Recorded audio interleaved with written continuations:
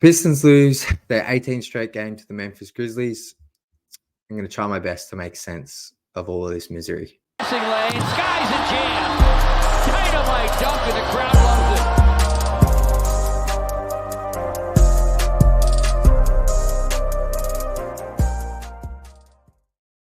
Welcome back to Pistons Intellect. I'm your host, Jack Kelly. You can follow me on Twitter at Jack_Kelly_3on3. And if you're feeling so kind, please hit that subscribe button. I really appreciate it. And I think before I get into this game that we all witnessed tonight or last night, I just want to say thank you to everyone so far who's subscribed to the channel, who's just watched the videos, left a comment, who's given the video a thumbs up.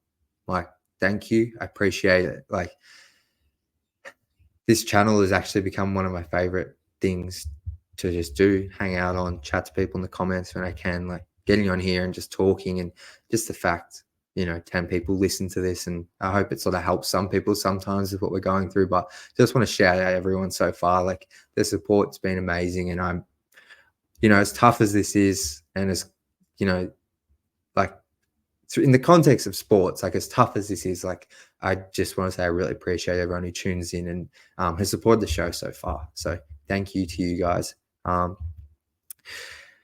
But we are here, and most of you will be watching to listen to what I have to say, at least about the Pistons' 18th consecutive loss tonight to the Memphis Grizzlies. Game, they lose by 14 points.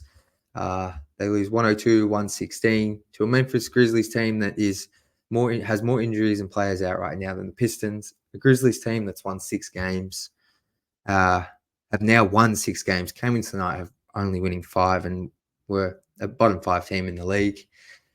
Pistons can't get it done. They were up by 8 in the third. They had their chances.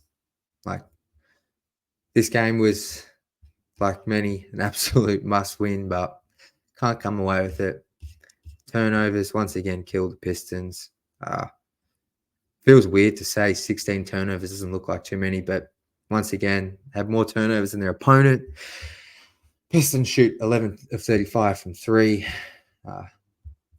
They lose the 3-point battle. They lose the rebounding battle. Yeah, I don't know, they have more assists, so take that for what it is. But yeah, man, the season from hell continues. And yeah, to top it all off, Desmond Bane drops 49 on the Pistons. And then in the late stages of the game, Detroit's young budding center, Jalen Duren, once again has an ankle injury. And kind of fitting that the light just went out. The light I used to record has just gone out, so we're going to be in the dark, which is kind of fitting. You actually can't make this up, man. But yeah, Jalen Duren goes down with what looks like a pretty serious ankle sprain. And look, we might not see him for a few months. I know in the past, Reggie Jackson had a pretty bad ankle sprain and missed multiple months. I've seen Lonzo Ball, ankle injuries, missed multiple months. Steph Curry's famous for missing time with his ankles in the early stages of his career. So prayers up to Jalen. I hope it's not as bad as it looked, but his reaction wasn't great. So with all the ankle injuries he's had so far in his young career, I really hope the Pistons let him fully rehabilitate from this and can try get these ankles right.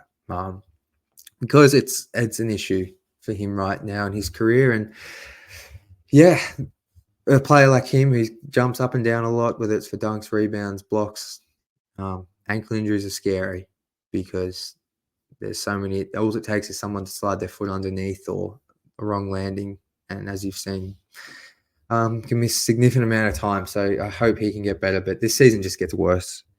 And I'm really, really struggling to come up with things to say to you guys right now. I appreciate, like I said, everyone tuning in, but this is becoming just like a rant channel, and apologize to anyone who that might annoy, but look, man, I'm out of answers. I mean, I'm gonna get to the Jaden Ivey thing in a minute because I don't get it, but yeah, there's those rotations don't make a lot of sense. Pistons have got Boyan back now. Boyan's starting. Um, he was their best player tonight with 22 points, 4 rebounds, 7 assists, 3 steals, but I don't know. It's hard to get excited about that right now because we know Boyan's not here for the long haul. He's 34 years old. Um, yeah, I don't know. Like tonight, it's just getting really hard to watch this team, and that's coming from someone who's tried to watch every game for God, past 4 years. Like tried to watch every game and grow, and watch these young guys grow, and the hope that comes with that, and I've been invested in watching them develop and putting out content and citing areas they're improving and citing areas that the team might be improving. It felt like in the first 3 games, maybe the defense, I never thought it was going to be top 10 or top 5, obviously, but I thought, okay, maybe the defense is going to be this team's identity, but no, it's not. Jaden Ivey still gets held accountable, like this team's identity is defense, but it's not. They're now bottom 5 in both offense and defense. Like they don't have an identity. The coach constantly changing the rotations is a sign to me that they don't know what lineups work, which is amusing to me because there's a lineup with Killian, Jaden, and Cade that's been working the past 3 games. But not only does Monty go away from starting those 3, but he has Jaden Ivey come off as the 11th player. Jaden Ivey doesn't enter the game until the start of the second quarter, behind players like Alec Burks, behind players like Isaiah Livers and Marcus Sasser. Like, what? Jaden Ivey is like your top 5 pick.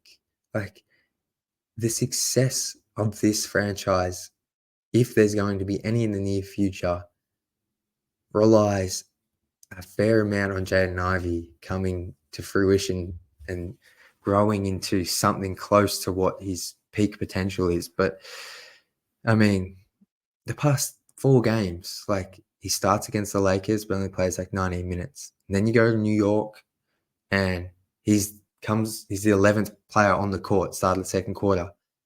Like, and he plays like 12 minutes. Like, okay. So is that his new role now? Like, is he 11th? No, the next game he starts with Killian and Jaden because he looked good with those 2 against the Knicks. So you started against the Cavs and the results were pretty positive once again. And then tonight, he's back to that 11th man role. Like, how is this guy meant to develop with this constant adjustment in role? Like, I don't get it. And like, it kind of felt like even if he was to come off the bench again tonight, like, okay, bring him in at when you take Killian or Cade out, whichever the first guard is. Like, there should be no time when Killian, Jaden, and Boyan, at least one of them, is on the floor because they're your 3 best scoring threats. But yeah, I mean, Monty said after the game he's going to look to shorten the rotation. He needs to feature Jaden more, but I honestly, when it comes to Jaden Ivey and Monty Williams, I need to see it before I believe anything he says because, yeah, I don't know what's going on there. It's bizarre. It has to be one of the most perplexing, bizarre coaching and roster decisions I've seen in my time as a fan. Like, there was the Josh Smith thing like in 2013, but Stan Van Gundy, just at least when he came in, he ended that pretty quick, smart, in the context of a full 82-game season. Like he used the I can't remember what it was called, but he used that amnesty clause to get rid of Josh Smith, and immediately the team went on like a 7-game win streak. But Josh Smith at that time was a well-known commodity, and you knew that wasn't going to work. Whereas what Monty's doing is like Jaden Ivey is such a young player and has shown like he's been like, if you look at the numbers, like just offensively, like he has improved year on year. Like this year, it's been his finishing and driving and decisions. last year it was a pull-up shooting and mid-range and on the three-point looks. The defense was poor last season, but I think his effort's been much better. And that's what I mean. Like, this team's identity isn't defensive. It doesn't have an identity. And your best player, the player who's playing the most minutes, 1998, and Cade Cunningham, who's only in his third season, his defensive effort at times has been atrocious. But he doesn't get held accountable. He still plays 34, 35, 36, 40 minutes a night. So I think that's where I've just kind of had it with this and don't understand it. And it's just bizarre to me that we are not getting to see what we have in Jaden Ivey. Like, just trade him. Like, what's the point in honestly continuing to just throw his minutes all over the shot? Like, how is he meant to find a rhythm? It's already hard enough for bench guys to come on to the floor and, find their flow within the offense, let alone like a guy in his second year who's still trying to figure out who he is in the league. But you're punished, like, feels like he's getting punished more than other players when he's actually shown signs of growth. So I don't get it. Tonight he had 2 blocks, 3 steals, a couple of assists, 4 of 8 from the floor, 9 points. I don't know, man. Don't know. I think it's decisions like that are just, with as well as the overall roster, just not appearing to mesh. It's just feels like this season it's done. Like, tweeted out like 2.5 weeks ago, the Pistons are like on track to be just as bad, if not worse than that. Those process 76 teams under Sam Hinkie, and at least in there. So when I pull up the tweet, the 76ers throughout their first 4 seasons under Sam Hinkie, they were 19-63, and then they had 18 wins the following season. Their third season, they had 10, which was kind of rock bottom. But at least in the 4th season under Sam Hinkie, they won 28 games. And then the 5th season, when Sam was gone, they made the playoffs. They had won 50 games. That was that season where Joel and Ben Simmons finally played healthy. They had like 10-game winning streak. Then you look at these Pistons under Troy Weaver. First season, 20-52. Second season, 23-59. Third season, 17-65. And then this season, man, it's 2-19. They're getting worse. This season, they are worse this season. No question about it than last season. They've won 4 games in the year 2023. 4 games. Man, it's unbelievable. It is absolutely unbelievable. And I am done asking to hear from the front office. The time to hear from them at the absolute latest point for me was after they lost that 15th game, which set a new single season record last week, but didn't hear anything. The only thing we've kind of heard was tweeted out, was done through some reporting, through the beat reporters, was that the team's, not under too much pressure. Boyan's coming back. Well, Boyan's back, and this doesn't matter. So I'm done caring what the front office have to say. It feels like the culture's, whatever's going on, the leadership to me is poor. It is poor. And it feels like it stems through the entire organization in terms of the basketball operation side of things. Like, you listen to Isaiah Stewart tonight after the game saying this is the hardest thing we've ever been to in our life.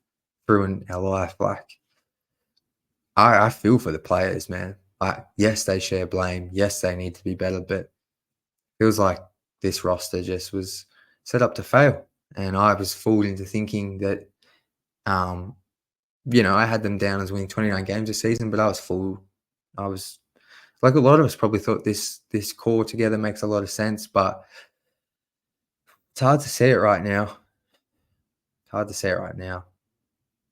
I still have plenty of hope for these young guys, but it's dwindling by the game, because at some point, no matter who's around these guys, like, if they are truly if there's truly a guy within here who's like a guy that can lead you to playoff series and lead you to playoff wins, like, it feels like maybe that guy would have stepped up to at least just get them one win. Like, I'm not even talking about like getting because those 76ers teams, like, that lost Like, there's a team that lost 28 games straight. Like, I'll have to fact check it, but I know Joel Embiid wasn't on any of those teams. He was injured, but he was on the court, and I'm pretty sure Ben Simmons wasn't. But even if Ben Simmons was, like, if I was to tell you the best the Pistons have is a Ben Simmons type, like, none of you are going to be happy. So, like, yeah, the Pistons' young guys are healthy. So, yes, changes need to be made around them, but yeah, I don't know. I'm lost. I'm very, very lost right now, and I'm sad. Pistons are very close to breaking that all-time losses record for the franchise of 21. They're 3 games away, and the next 3 games they play, they have next up they play Orlando in Orlando. So I can't see them winning that. So that's their 19th straight loss. Then they have Indiana at home next week on Tuesday. Now that game, sorry, that's Monday night. That's at home. I don't see them winning that. That's loss number 20. Then they play Philly on a back-to-back. I mean, 2 games straight, not a back-to-back. They play Philly at home. So that will probably be their 21st loss. And then they will have a chance to set the losing record at Philly in a week's time. And that will be loss number 22 in a row.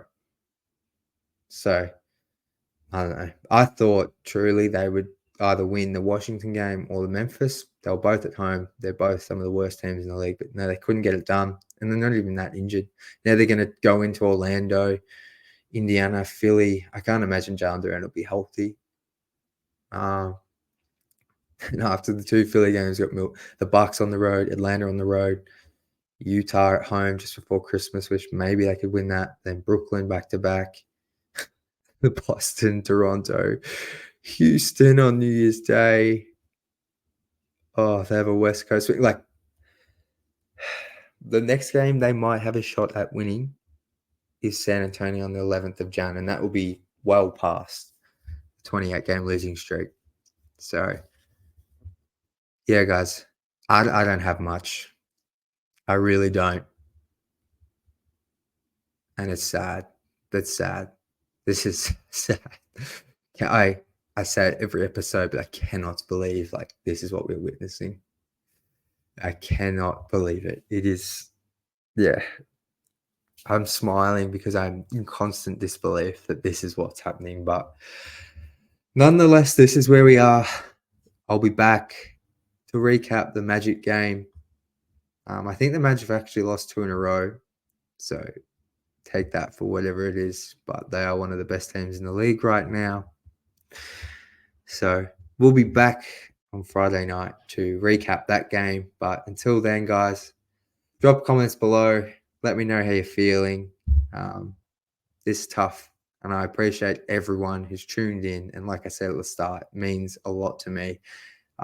Everyone I've interacted with and just whoever's just watched one of my videos for 5 seconds honestly means a lot to me, because this right now is helping me get through it, and I hope I'm helping some of you guys get through it. So till Friday night, unfortunately, I have to say it, but go Pistons.